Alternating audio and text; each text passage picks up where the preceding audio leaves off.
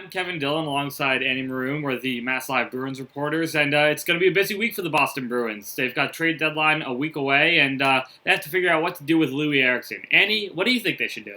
It's a tough call because really the position they're in might be almost the worst case scenario in a strange way. They can't really fully rebuild because they are in playoff position, but they're right on the fringe there. So I think, to me, the best case for keeping Loui Eriksson is that they are in playoff position right now. I think when you're in that position, it's tough to throw it away. You know, they can say they have good players locked up for the next few years, and that's true, but you don't know. Patrice Bergeron maybe gets hurt next year. Something happens to Tuukka Rask. You can't guarantee that they will be back in this position next year. So I think if they want to make the most of the position they're in now, it makes the most sense for them to keep Eriksson.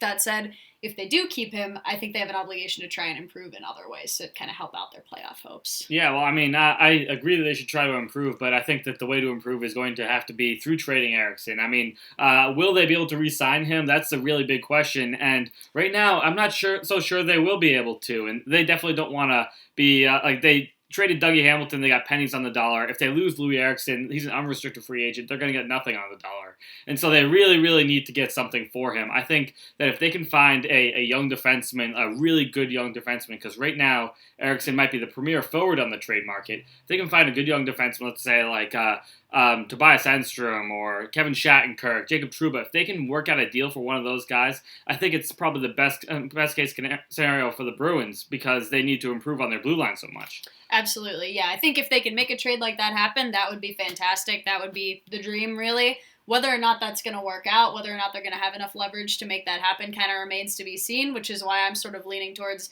if you can't get the value you need for Eriksson, maybe stick with what you've got, try to find another defenseman to sort of shore things up in the meantime and just see what you can do, although it obviously would be pretty unfortunate if he ends up walking for nothing, but it's going to be interesting to see what they do. One of the interesting things about this is I think that there's a chance for them to be able to contend for a playoff spot with or without Eriksson, as long as they get the right piece. And so they could make a play for the playoffs either way. It's going to be really interesting to see how Don Sweeney does think about it. Absolutely, yeah. First trade deadline for Don Sweeney. It's going to be, fascinating to see how these next couple of days go.